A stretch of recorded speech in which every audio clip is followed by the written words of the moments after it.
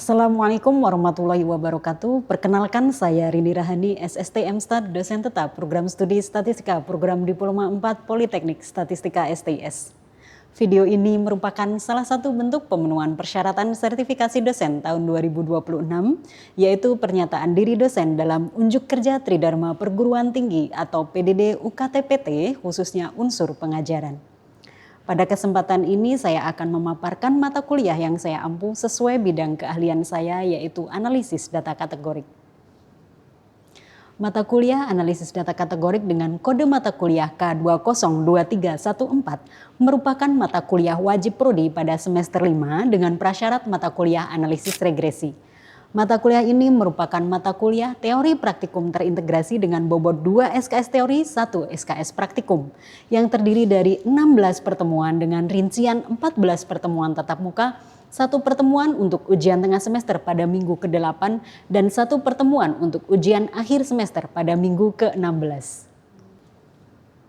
Mata kuliah ini membekali mahasiswa dengan kemampuan menganalisis data kategorik dan data cacah melalui pemilihan metode analisis yang sesuai, pembangunan dan evaluasi model statistik, serta interpretasi hasil analisis untuk mendukung pengambilan keputusan berbasis data.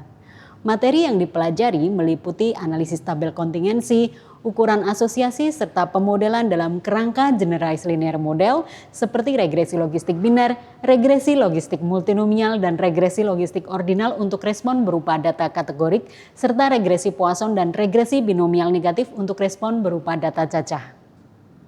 Mengacu pada SK Kurikulum 2020 Program Studi Diploma 4 Statistika, terdapat 4 CPL yang dibebankan pada mata kuliah ini.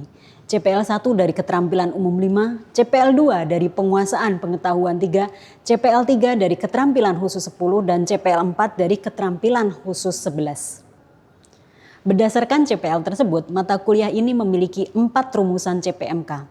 CPMK 1, mahasiswa mampu memahami dan menjelaskan konsep dasar analisis data kategorik.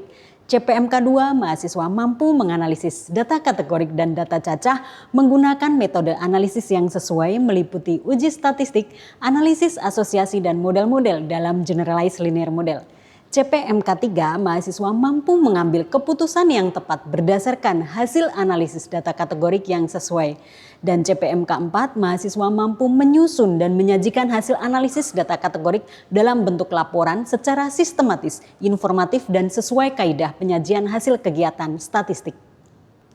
Keempat CPMK dijabarkan lebih lanjut ke dalam 8 sub CPMK dengan korelasi. CPMK 1 berkorelasi dengan sub CPMK 1, CPMK 2 berkorelasi dengan sub CPMK 2 sampai dengan sub CPMK 6, CPMK 3 berkorelasi dengan sub CPMK 7, dan CPMK 4 berkorelasi dengan sub CPMK 8. Strategi pembelajaran yang saya terapkan yaitu dengan proses Delivery Interaction and Assessment atau DIA, di mana pada proses delivery penyampaian materi dilakukan secara langsung di kelas pada saat perkuliahan secara tatap muka, terutama pada pertemuan 1.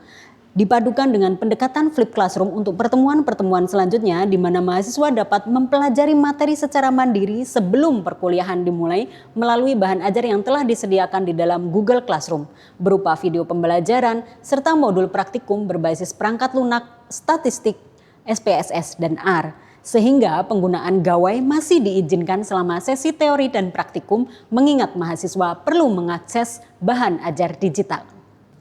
Pada proses interaksi, saya menstimulasi keterlibatan mahasiswa melalui tanya jawab 2 arah, kerja kelompok, dan studi kasus. Pemetaan dan pembagian kelompok saya lakukan berdasarkan nilai dari mata kuliah prasyarat untuk membentuk 6 kelompok, di mana setiap kelompok akan menjadi pemandu praktikum sebanyak 2 kali. Sebagai contoh, kelompok 1 akan memandu praktikum pada pertemuan kedua dan pertemuan ke-9. Demikian seterusnya, sementara praktikum pertemuan 1 akan dilakukan secara mandiri oleh mahasiswa dan praktikum ke-15 akan dilakukan secara berkelompok. Interaksi juga diwujudkan melalui project based learning, di mana mahasiswa akan mengerjakan tugas project akhir secara berkelompok dan menyusun laporan akhir dalam bentuk paper. Pada proses assessment, evaluasi pemahaman mahasiswa dilakukan melalui penilaian formatif dan sumatif. Berdasarkan asas keterbukaan, pada pertemuan 1 akan disampaikan mengenai mekanisme perkuliahan, jenis assessment, bobot penilaian, dan rubrik yang digunakan selama 1 semester. Penilaian sumatif terdiri dari UTS dan UAS masing-masing berbobot 30%, penilaian formatif terdiri dari praktikum dengan bobot 30% dan tugas 10%. Penilaian ini dirancang selaras dengan urutan penyampaian materi di mana UTS akan mengukur capaian pada sub CPMK 1 hingga sub CPMK 5 yang mencakup materi dari minggu ke-1 sampai minggu ke-7 yang artinya mengukur seluruh CPMK 1 dan sebagian CPMK 2. Adapun UAS mengukur sub CPMK 6 hingga sub CPMK 7 yaitu sisa dari CPMK 2 dan CPMK 3 yang mencakup materi minggu ke-9 sampai minggu ke-15. Kegiatan praktikum dilaksanakan berdampingan dengan sesi teori pada setiap minggu menjadi instrumen pendukung untuk menilai penerapan teknis CPMK 2 secara berkelanjutan. Dinilai dengan rubrik praktikum meliputi ketepatan jawaban, kelengkapan jawaban, dan ketepatan waktu. Adapun tugas akhir dilaksanakan melalui pendekatan pembelajaran berbasis proyek menjadi sarana penilaian CPMK 3 dan 4. Yang akan dinilai menggunakan rubrik proyek meliputi ketepatan dan kelengkapan hasil analisis dan penulisan laporan serta ketepatan waktu pengumpulan. Referensi yang digunakan meliputi buku teks yang relevan dengan materi kategorikal data analisis sebagai acuan utama, serta artikel ilmiah yang telah saya publikasikan pada jurnal terakreditasi nasional maupun proceeding seminar internasional sebagai referensi pendukung. Hal ini agar mahasiswa bisa memperoleh wawasan mengenai penerapan dan manfaat nyata dari mata kuliah ini, sekaligus menunjukkan keterkaitan langsung antara kegiatan unsur pengajaran dan unsur penelitian yang saya lakukan. Sebagai gambaran umum, berikut adalah video perkuliahan analisis data kategorik pada pertemuan 9 yang membahas materi regresi logistik biner dengan satu variabel bebas, kontinu, dan kategorik. Sebelum mulai, mari kita berdoa dulu. Kandafa. Awali pembelajaran, doa dimulai. Doa selesai, istirahat di tempat. Selamat siang, Bu. Oke, selamat siang teman-teman. Tadi sudah pada presensi ya, jadi tidak saya absen satu-satu, cuman ada 2 orang yang tidak bisa hadir ya. Ya nggak apa-apa, nanti mungkin kalau ada tugas kelompok, teman-teman sekelompoknya bisa mengkomunikasikan tugasnya dan mendeliver, tetap dibagi tugasnya. Oke teman-teman, hari ini kita telah sampai pada pertemuan yang ke-9, di mana pertemuan 9 ini yaitu memiliki pokok bahasan model regresi logistik biner dengan satu variabel bebas baik kategorik ataupun non kategorik. Nah, tentunya perkuliahan atau pertemuan ini itu tidak terlepas dari pertemuan-pertemuan sebelumnya. Kira-kira ada yang tahu nggak kaitannya dengan pertemuan sebelumnya? Dengan pertemuan yang mana? Atau materi yang mana? Ada yang tahu? Kira-kira? Oke, Kurniawan? Kaitannya dengan GLM. Yang pertama dengan Generalized Linear Model. Selain itu, kira-kira ada lagi nggak? Di pertemuan yang ketiga, kita belajar tentang ukuran-ukuran. Ada ukuran proporsi, beda proporsi, relative risk, dan odds ratio. Nah, pertemuan 9 ini terkait dengan pertemuan yang ketiga, yaitu terkait dengan bagaimana kita menginterpretasikan makna dari koefisien regresi. Oke teman-teman, jadi pada pertemuan yang ke-9 ini kita memiliki CPMK 2 ya, yaitu mampu menganalisis data kategorik dan data cacah menggunakan metode analisis yang sesuai, meliputi uji statistik, analisis asosiasi, dan model-model dalam Generalized Linear Model. Selanjutnya, secara spesifik lagi pada sub CPMK 6 nanti diharapkan teman-teman itu bisa atau mampu menganalisis model regresi untuk variabel respon, data kategorik, dan data frekuensi. Gitu. Tetapi secara spesifik pada pokok bahasanya untuk hari ini kita hanya akan membahas pada model regresi untuk variabel respon data kategorik biner dengan satu prediktor kategorik dan juga numerik. Begitu teman-teman. Oke, tadi sebelum masuk ke sini sempat kita singgung tentang GLM. Apa sih GLM itu kepanjangannya teman-teman? Generalized Linear Model linear yang digeneralisasikan. Oke, ada berapa komponen dari GLM? 3. Oke, ada 3.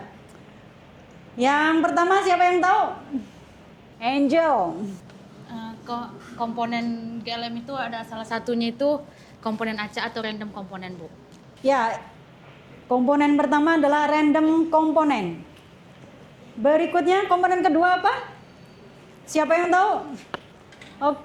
Ada 2. Siapa nih?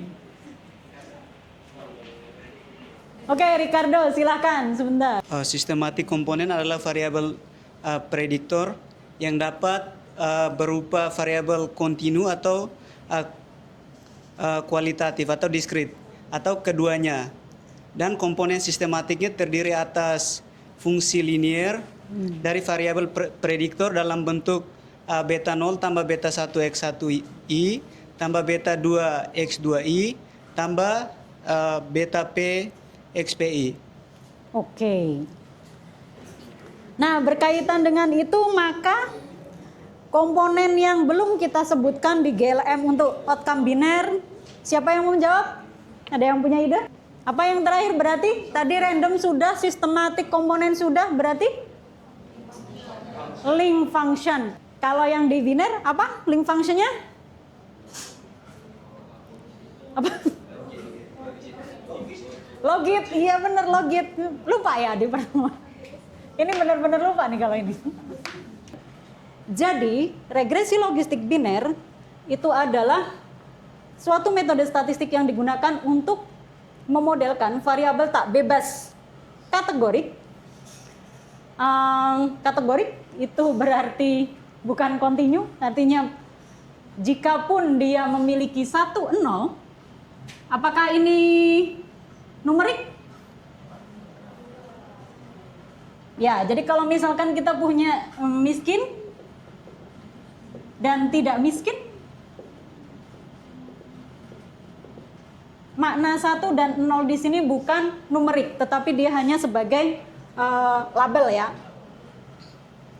Adapun variabel bebasnya, kita masih diberikan kebebasan mau kontinu ataupun kategorik. Kita akan masuk ke dalam fungsi logistik. Fungsi logistik, karena tadi yang kita modelkan itu bukan Y-nya, maka yang didefinisikan adalah P-nya. P itu adalah ekspektasi Y given X. Nah, fungsinya seperti ini. 1/1 plus E pangkat min eksponensial, eksponensial pangkat min beta 0 plus beta 1 X1. Misalkan ini kita jadikan Z. Sampai di sini bisa dipahami? Bisa. Coba kita masukkan nih, gak usah deh. Kita langsung aja nih. P itu terletak antara 0 dan 1. Tadi kan Z itu beta 0 tambah beta 1 X1. Antara min tak hingga sampai tak hingga. Kita pakai yang ada di sini. Kalau E pangkat tak hingga, kita masukkan ke persamaan pertama, hasilnya apa? 1 dibagi 1 plus E min tak hingga. Hasilnya? Ini 1 per sesuatu yang besar sekali. Berarti nanti ini hasilnya kecil kan? Mendekati 0. 1 per 1 berarti mendekati 1. Kan ini kecil sekali. Ya kan? Tapi kan ada tambah 1. Berarti 1 per 1 cenderung mendekati 1. Nah, sekarang kalau ini saya giniin aja deh biar nggak bingung. Atau malah bingung? Oh enggak. Ini jadi tak hingga. Tadi udah tak hingga ya. Berarti kalau min tak hingga, ini berarti naik ya. Jadi sesuatu yang besar kan? 1 dibagi sesuatu yang besar hasilnya mendekati 0. Berarti ketika kita menggunakan fungsi ini, nilai Pi dengan ekspektasinya itu akan menjadi sejalan, yaitu antara 0 dengan 1.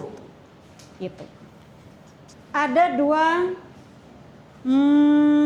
formula yang saya tuliskan di sana. Ada yang tahu perbedaannya apa?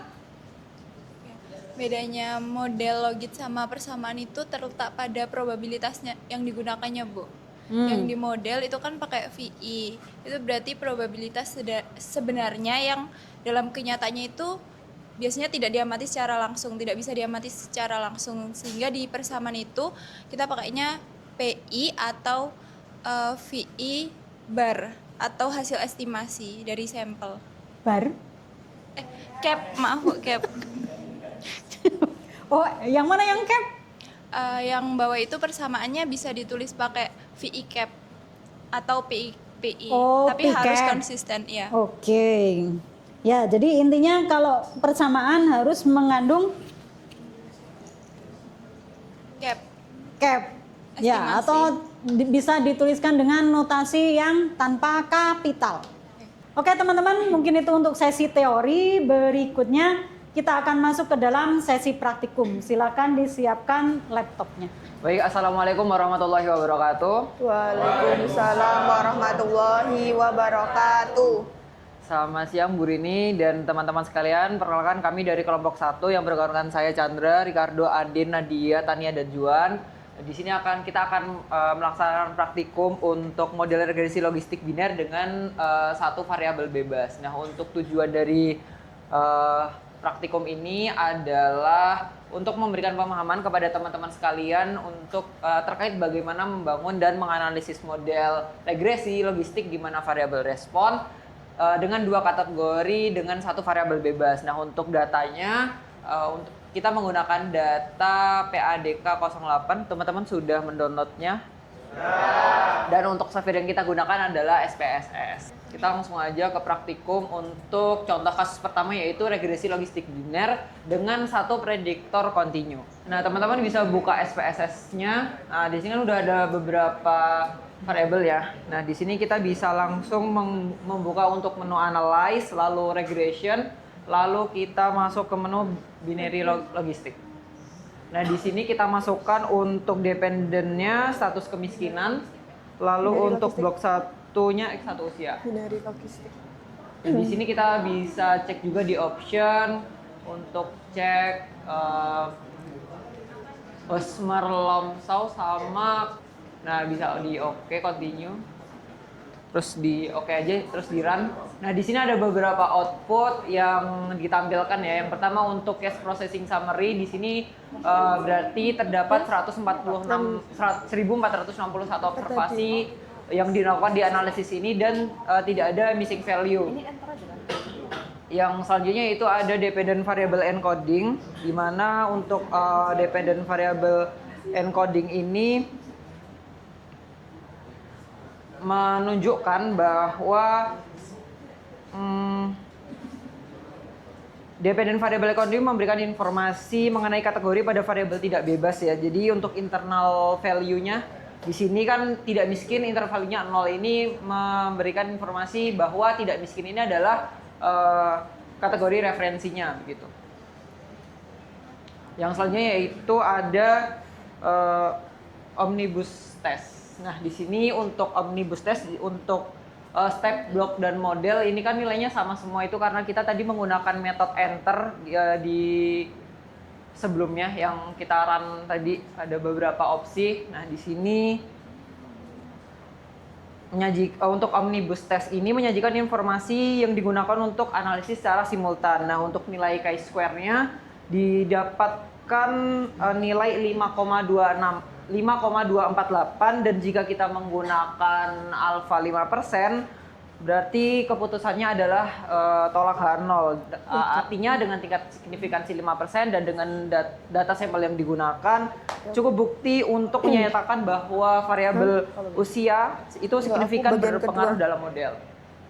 Yang selanjutnya yaitu ada model summary. Di sini ada -2 log likelihood-nya didapat nilai 1789,251, dan untuk nilai pseudo R square-nya di sini ada Cox and Snell R square dan juga Nagel R square. Di sini kan nilainya cukup kecil, itu karena kita hanya menggunakan satu variabel bebas saja. Untuk variabel equation-nya kan di sini usia KRT-nya didapat ekspektasi betanya 0,979. Nah, di sini teman-teman ada yang mau interpretasiin? Oh, Sasta angkat tangan. Tadi angkat tangan.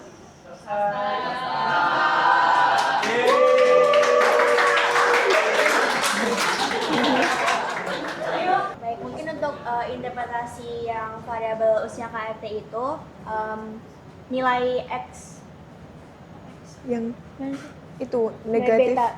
negatif 0,021 itu sama dengan 0,979 yang menunjukkan bahwa kecenderungan rumah tangga dengan usia kepala rumah tangganya itu perempuan berusia 1 tahun lebih tua memiliki kecenderungan sebesar 0,979 kali untuk variabel Y-nya untuk miskin. Untuk Oh ya, betul Sasta.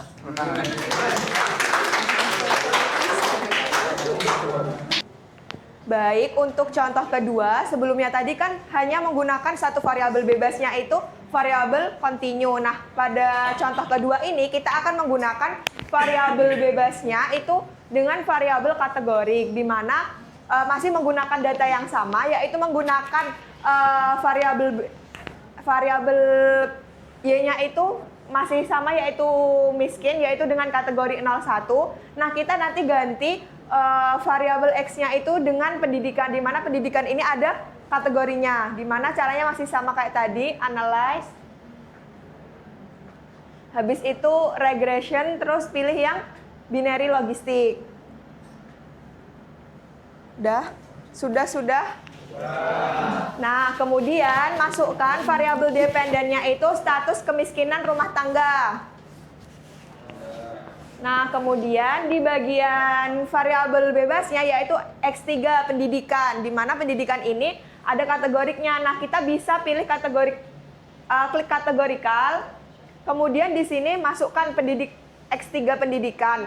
Nah, di sini itu ada pilihan reference kategorinya, ada yang last atau first, tapi bawaan dari SPSS-nya itu selalu di last, tapi kalian bisa ganti juga kalau misal sebagai referensinya itu yang variabel pertamanya bisa diganti ke first, karena pada praktikum ini last berarti klik aja di yang last. Kemudian continue, terus pilih di bagian save-nya option. Nah, ini klik Hosmer and Lemesho, goodness of it. Kemudian klik continue. Kemudian di OK. Nah, metodenya masih metode enter sama yang kayak tadi. Nah, untuk selanjutnya di sini ada outputnya. Yang pertama yaitu ada cache processing summary. Kita tahu berapa total data kita, terus ada missing cache, ada yang missing atau enggaknya. Nah, di sini kita udah lengkap datanya dan tidak ada missing kasus yang datanya kosong. Kemudian dependent variable encodingnya tidak miskin itu dengan 0 berarti sebagai reference, dan kemudian miskin itu dengan nilainya 1. Next. Nah, di sini categorical variable coding yang bagian variabel bebasnya atau variabel independennya itu pendidikan tertinggi KRT, di mana terdapat 3 kategori, yaitu ada rendah, menengah, dan tinggi. Nah, karena tadi kita pilihnya di last, makanya yang di tinggi ini sebagai referensinya.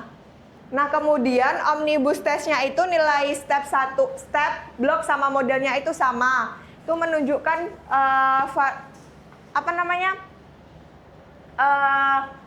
untuk uji simultannya nilainya p-value-nya itu kurang dari 0,001 yang artinya dia signifikan. Kemudian lanjutan di classification variable in the question ini ada pendidikan tertinggi KRT ketika dia 1 dan ketika 2. Berarti kalau 1 itu tadi apa berarti kalau 1? Rendah, terus kalau yang 2 itu menengah enggak sih? Kedua itu menengah. Ada yang mau ngeinterpretasiin? Jadi kecenderungan rumah tangga dengan kepala rumah tangga berpendidikan tertingginya itu rendah untuk menjadi miskin itu adalah 10,481 kali dibanding dengan rumah tangga dengan KRT yang berpendidikan tertingginya itu adalah tinggi.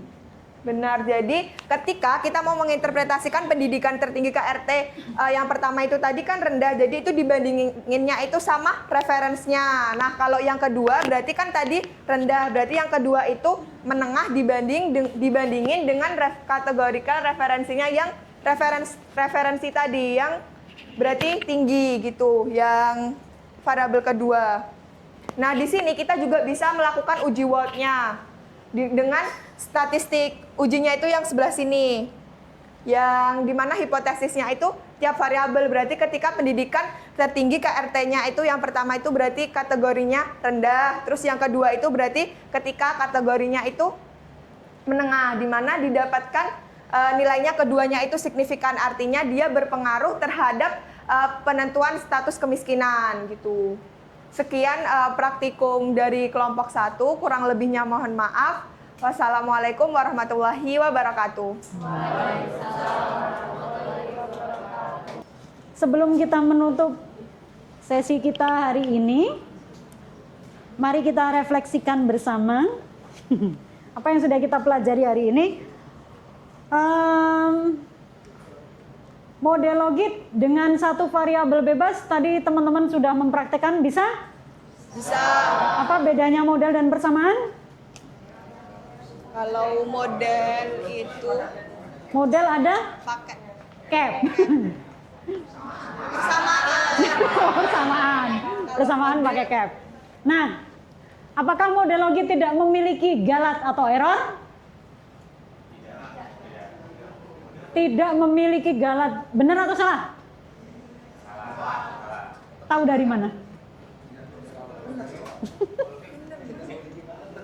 Iya, sebenarnya dia itu masih memiliki galat. Tetapi dalam penulisannya memang jarang sekali dituliskan error. Tapi di dalam buku Agresti ada tuh, P plus E di belakangnya.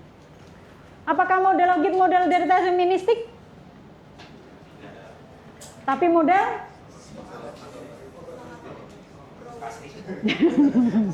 deterministik tuh artinya sudah ditentukan gitu loh. Tapi kalau yang kita lakukan ini kan masih statistik dan juga probabilistik kan. Iya. Stokastik kalau kata teman-teman. Oke, estimasi parameternya kita gunakan apa? Apakah boleh pakai OLS? Tidak. Kenapa? Tidak linear. Oke, yang terakhir saya coba Juan. Apa makna dari nilai ini? Silahkan Juan. Oke. Jadi untuk mendapatkan nilainya, kita bisa membandingkan odds ratio dari nilai GRE ketika dia 510 dengan nilai odds ratio yang 500. Kan untuk mendapatkan kenaikan 10 poin. Jadi kita dapat di sini untuk interceptnya itu minus 15.706 dan beta 1-nya 0,025, di mana kita masukkan 510 di X yang ini dan 500 untuk X yang di bawah. Di mana kita ketahui bahwa di eksponensial yang minus 15,706 itu akan saling menghilangkan atas dan bawah. Sehingga dia menyisahkan yang eksponensial 0,025 dikali 510 dikurang 500. Di mana hasilnya nanti eksponensial 0,28, hasilnya itu 1,28. Baik teman-teman, untuk perkuliahan 9 kita bisa akhiri sampai di sini. Tapi nanti di GCR akan saya berikan responsi seberapa baik teman-teman memahami materi ini, dan juga jangan lupa di modul praktikum bagian penugasan juga ada penugasan. Saya beri waktu 1 minggu bagi teman-teman untuk mengerjakannya melalui Google Classroom. Gitu ya. Baik, kita akhiri pertemuan kita hari ini. Baik, mohon izin Ibu dan teman-teman semuanya. Perhatian duduk siap, gerak. Mengakhiri pembelajaran, berdoa dimulai. Berdoa selesai, istirahat di tempat, gerak. Terima kasih, Bu. Demikian penjelasan dan gambaran proses pembelajaran pada mata kuliah analisis data kategorik. Semoga video ini dapat menjadi dasar penilaian yang baik dalam proses sertifikasi dosen gelombang 1 tahun 2026. Akhir kata saya ucapkan terima kasih dan wassalamualaikum warahmatullahi wabarakatuh.